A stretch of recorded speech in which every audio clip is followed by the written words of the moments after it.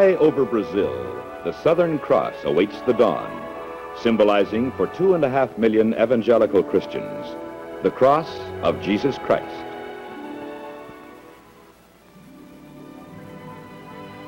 Rio de Janeiro is reputed to be the most beautiful city in the world.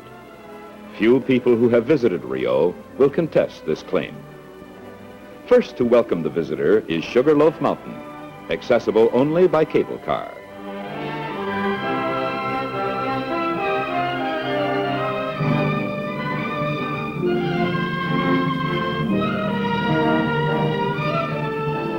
With abundant generosity, nature has scooped out deep blue bays and dotted them with islands. She has lined the shores with dazzling white beaches. She has wrapped the many hills with tropical forest.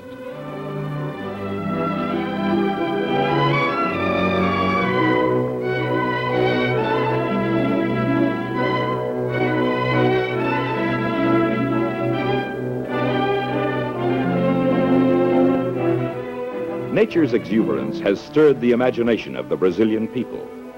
They have crowned the towering Corcovado with an equally towering monument of Christ.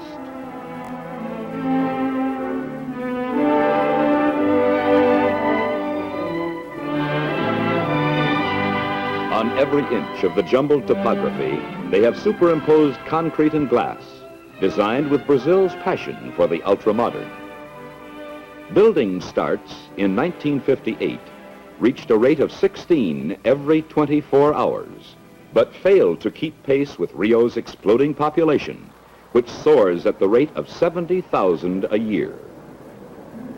The exuberance of nature has imposed limits on the activities of man. Rio is hemmed in on two sides by ocean and bay. Hills, some as high as 3,000 feet, split the terrain into narrow valleys, creating bottlenecks everywhere. Nature will allow no further expansion. Rio de Janeiro faces a deadlock.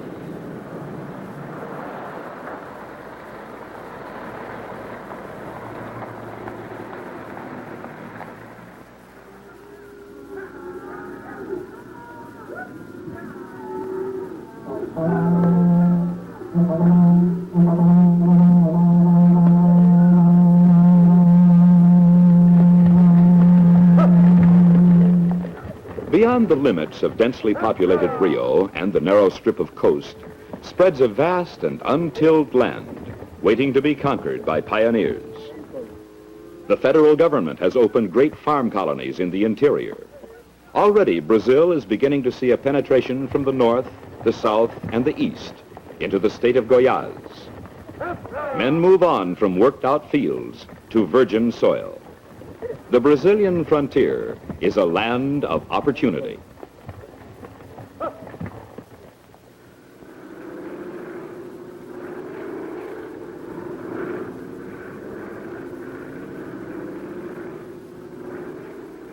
The most successful of these farm colonies was located in Goiás, and the town site was named Ceres, as it was hoped this would prove a new cereal bowl for the nation. GAM stands for Ginásio Álvaro de Melo, a Christian school accredited by the government. Ceres children receive an education from first grade through high school. The Evangelical United Brethren Church joined forces with two other church bodies, the Evangelical Union of South America and the Union of Evangelical Congregational and Christian Churches of Brazil. A mission station was opened in 1945, when Ceres was still a frontier. 13 years later, the high school graduated its first class.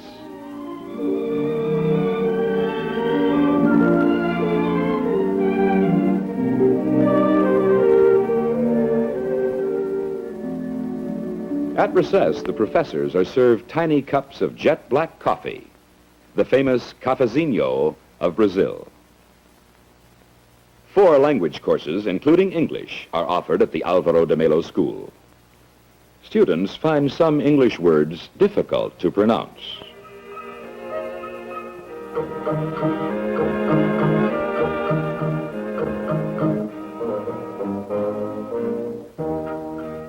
The school at Ceres is helping ensure a future supply of Christian leaders.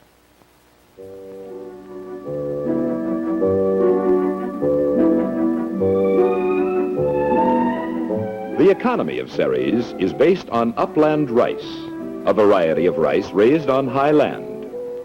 Combines and other machinery are only beginning to make their appearance in the state of Goiás. Mechanized agriculture requires a greater investment than homesteaders can afford.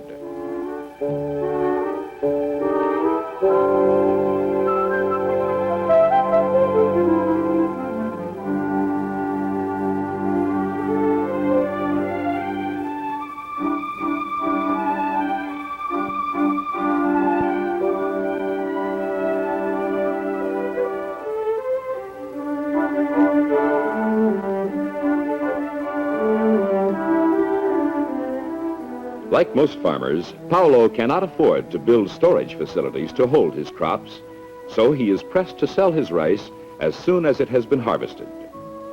Rice is brought to town by ox cart. Rice buyers carefully inspect samples of each man's crop to grade it for payment.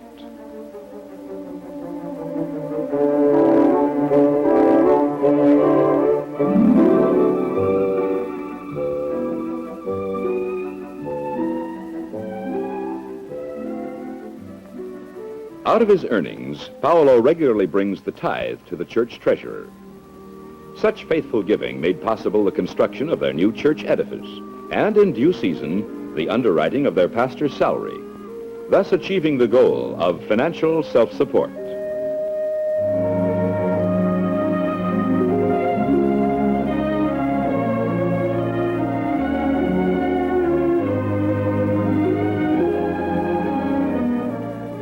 This was the more remarkable since the church at Ceres, from the beginning, has had only Brazilian pastors.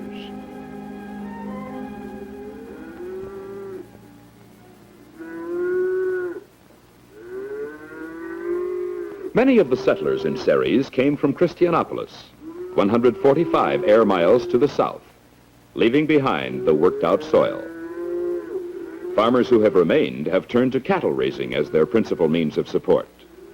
Cattle roam under range conditions over land that is no longer productive for farming. No reserve feed is provided for the dry seasons. During these months, cattle by the thousands starve to death. Most farmers depend on milk and butter as a primary source of income, although their cattle are beef cattle and produce little milk. They want to know how to prevent their cattle losses. They want to increase their milk supply. There are no easy solutions. Farmers follow a typical pattern of cultivation. They fell the forest, burn the land, and plant between the stumps. After 3 or 4 years, when the land becomes farmed out, they must turn it into pasture and move on to new sections to begin again. A program designed to stabilize these semi-nomadic communities is now underway. Farmed-out fields can become productive again. Agricultural missionaries in Christianopolis are making it possible for farmers to improve their field conditions as well as their cattle feeding.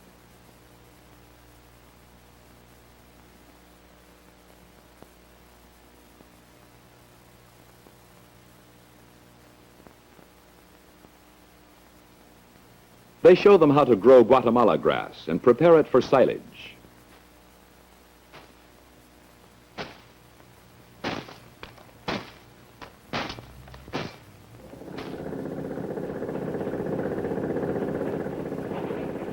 Grass is first put through a chopper where it is reduced to fodder.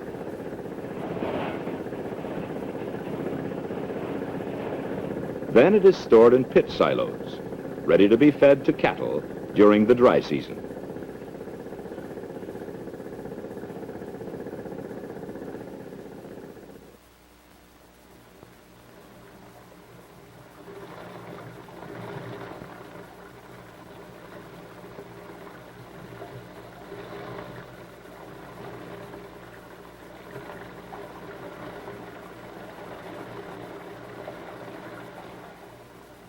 Missionaries teach farmers' sons to raise vegetables, presently lacking in their diet.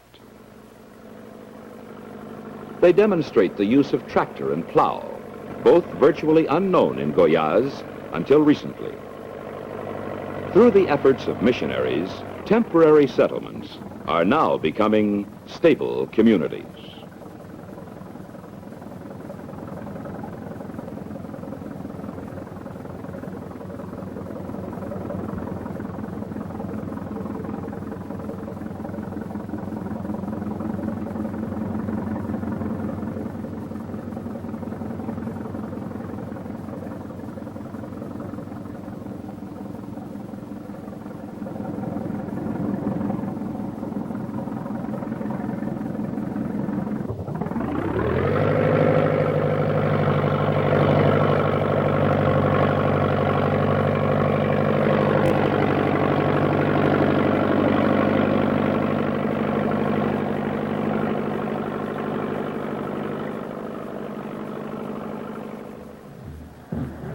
In Christianopolis, the Evangelical United Brethren Mission completed a new building for the elementary school.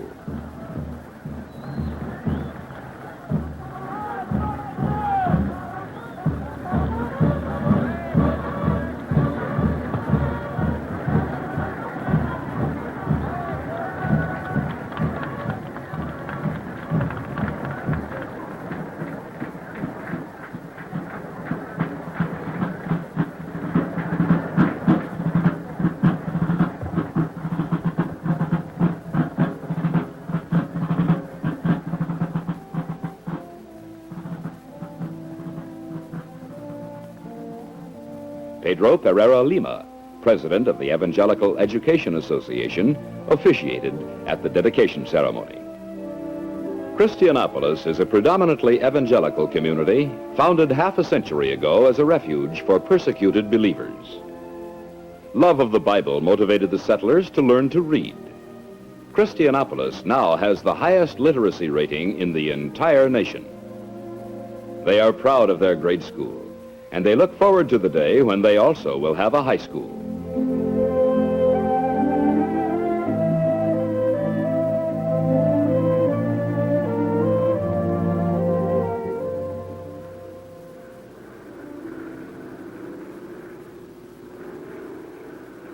Some 60 miles northwest of Christianopolis is Goiânia, the capital of the state of Goiás.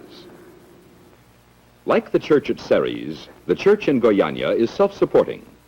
The Reverend Antonio Augusto Verizio Jr. is pastor of the Goiânia Church. In 1958, he was installed as president of the Union of Congregational and Christian Churches of Brazil, while continuing to serve as pastor of his home church.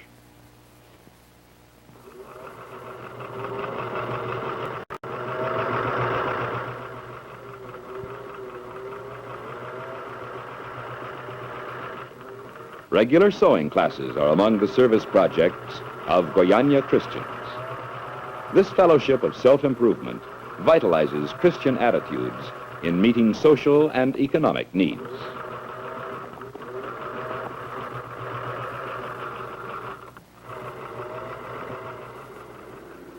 In the nearby town of Anápolis, Goiás Bible Institute was established for the training of Brazilian pastors, evangelists, and other Christian workers. Inauguration of the first Brazilian principal marked a happy milestone in a 20-year plan. Year by year, an increasingly larger share of current expense is being borne by the Brazilian church. At the end of a 20-year period, it is hoped the Institute will be independent of mission financial support. Ministerial students receive an intensive 6-year course at the Institute. Primary aim of the school is to prepare dedicated men and women to help realize the vast spiritual potential of Brazil.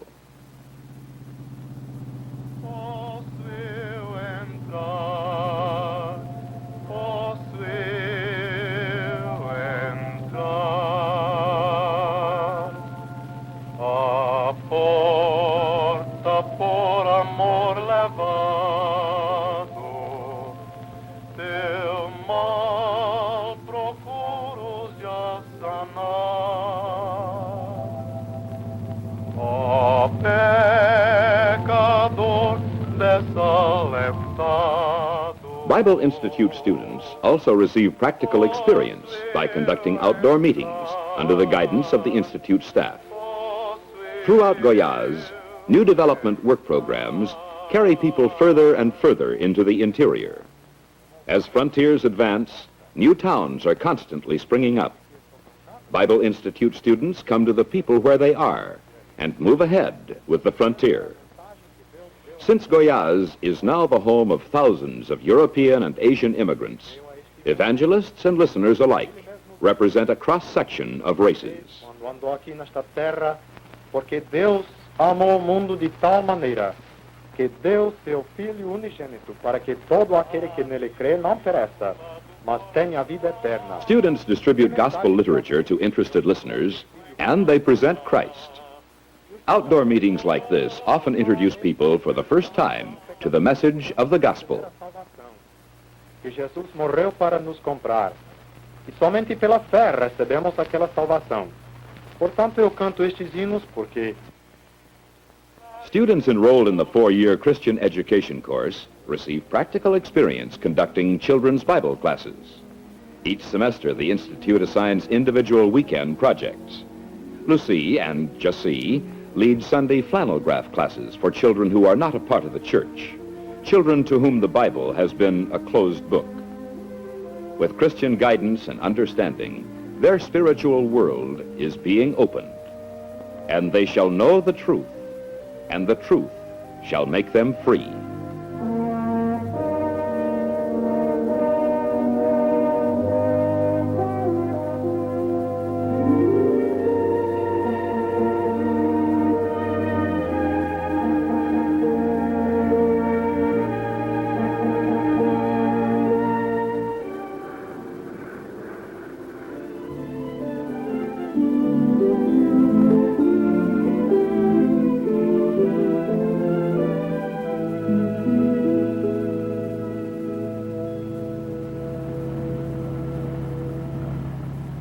Another school, Colegio Couto Magalhães, adjoins Goiás Bible Institute at the edge of Anápolis.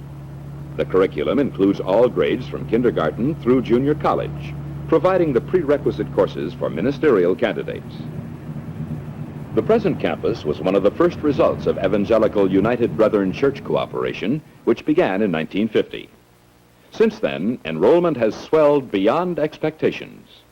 Primary pupils currently are sharing high school and junior college facilities while awaiting completion of buildings designed for them alone. Colegio Couto Magalhães has grown steadily not only in numbers, but more significantly in new courses of study. Mathematics is a required subject in both high school and junior college.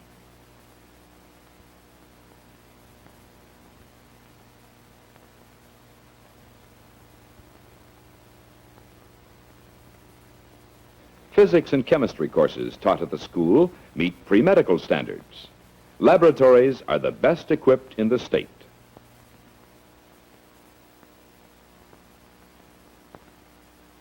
Few places on earth can match the racial harmony that prevails in Brazil. Brazilian children are a blend of races, colors, nationalities. There have been many reasons for immigration to Brazil: persecution, search for land, search for gold. But children are not regarded as either Japanese or Italian or Negro. They are simply Brazilians. The church teaches that they are all children of God.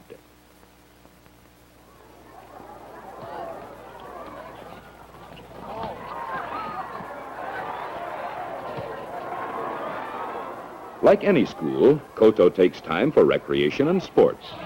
This, too, is a part of the fellowship of a Christian campus.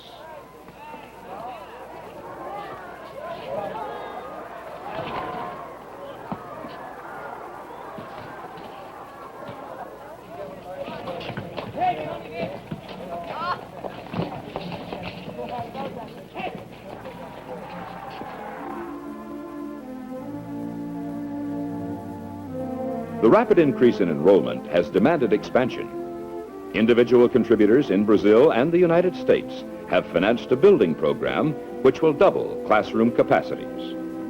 The new buildings will accommodate 700 students with separate facilities for primary grade pupils.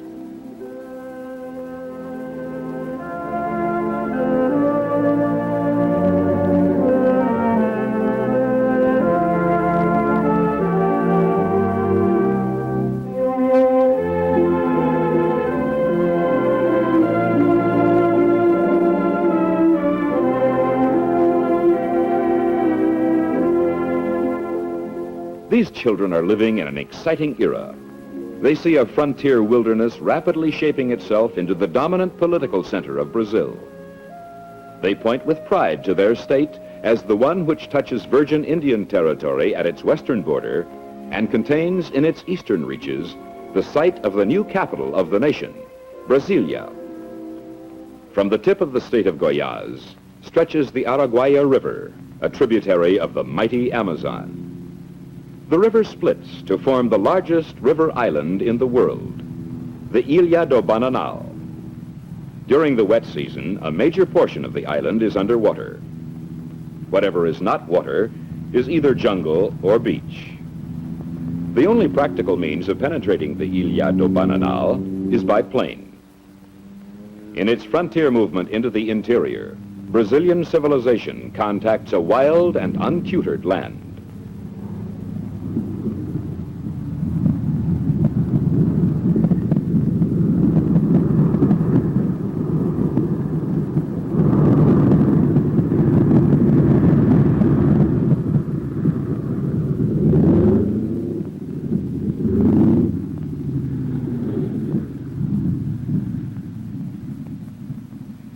The church always precedes or accompanies such movements, and the church is here too, bringing the message of Christ. In its home missionary outreach, the Brazilian church is taking over work begun by the New Tribes Mission. Part of the language of the Indians of the Araguaia River has been reduced to written form. Grateful for the advance work that has been done, the church is now carrying on an educational program to integrate Indians into Brazilian life.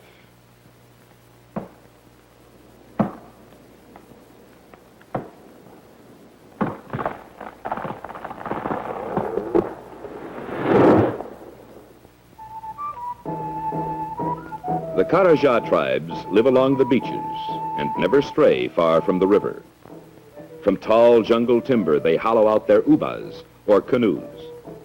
The river is their highway and their primary source of food.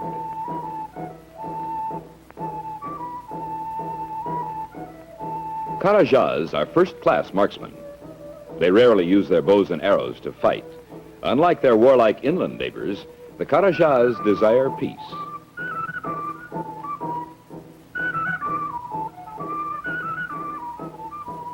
Evangelists and missionaries are moving down the Araguaia River to reach the people for Christ.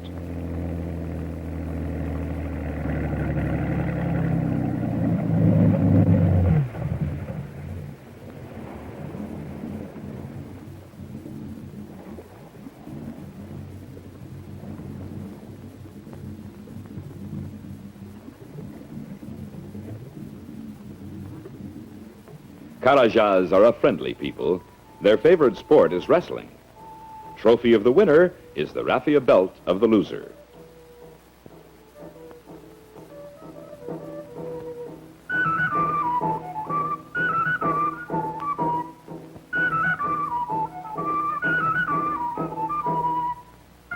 Dolls of baked clay or wood are made for their daughters.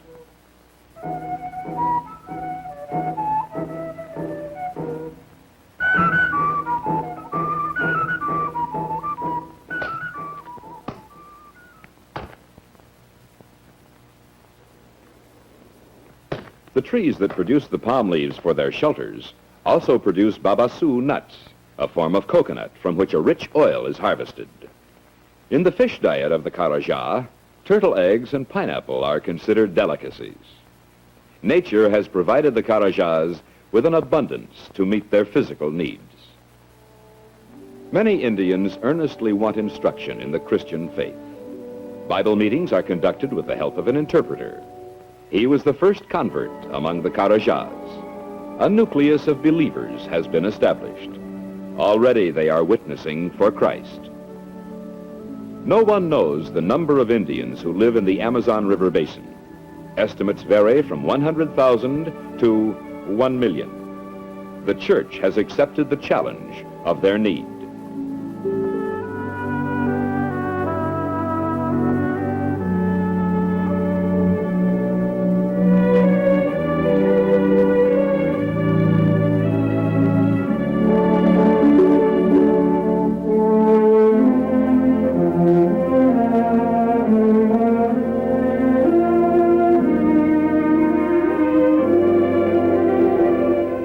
With the help of Wycliffe translators who have reduced many Indian languages to written form, children are being taught to read. Indian Christians who have been trained to teach are now training others.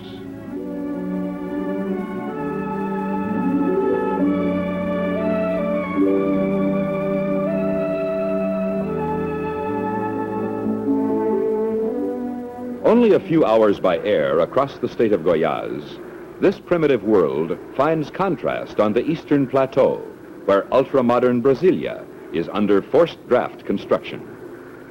Transfer of the capital of Brazil from Rio to the interior was pledged as far back as 1891 in the Republic's first constitution.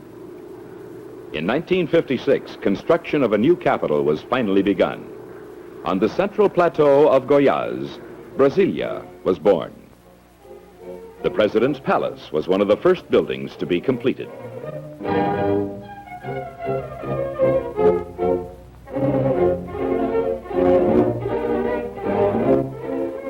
Brasilia is a planned city, built exclusively by Brazilians. President Kubitschek assigned Oscar Niemeyer as chief architect of the city, designed by Lucio Costa, and founded a government corporation to carry out the work. The project is a tremendous challenge. The people, fired with pioneering spirit, are making the most of the challenge. 40,000 of them are building skyscrapers at an incredible pace. They know that a new capital in the heart of the interior will stimulate prosperity such as Brazil has never known.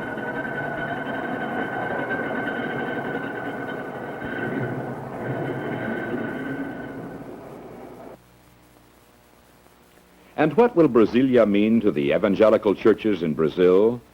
It will mean an unprecedented opportunity and responsibility for agriculture and literature programs, for schools and churches. Already the challenge is being met.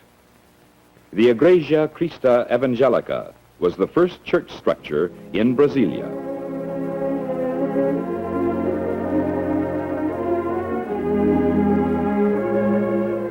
Out of the wilderness of Brazil's interior is being created a new pattern of life, a pattern of education, of literacy, of health, of higher standards of living. Out of the wilderness of Brazil is being carved a new political entity, a city which will take its place among the proud capitals of the world. Throughout Brazil, the good news is being proclaimed to all. The new life in Christ is being revealed to those who will call upon his name, to all who will crown him Lord of all in the land of the Southern Cross.